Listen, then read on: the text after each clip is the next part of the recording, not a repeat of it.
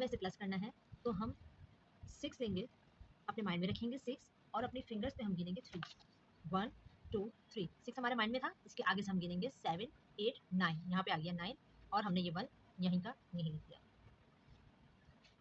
अब हम 5 को, क्योंकि बड़ा नंबर है तो हम इसको अपने माइंड में रख लेंगे और फिंगर पे काउंट करेंगे 1।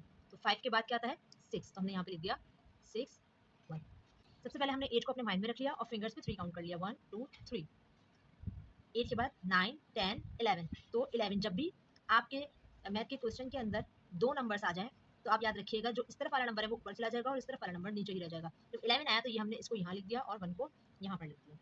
इसके बाद हमने 2 को अपने माइंड में रखा, इसमें 1 प्लस किया और ये वाले 1 को भी प्लस किया, तो ये हमारे पास टोटल कितने हो गए, 2 और हो गए, तो 1 2 3 4, तो यहाँ पे आ गए 4। इसके अलावा जिस हाथ से हम सलाम करते हैं हम उस हाथ से जो है हमेशा अपने सम्स को स्टार्ट करते हैं। अगर आप दूसरे हाथ से शुरू करेंगे, दूसरी तरफ से शुरू करेंगे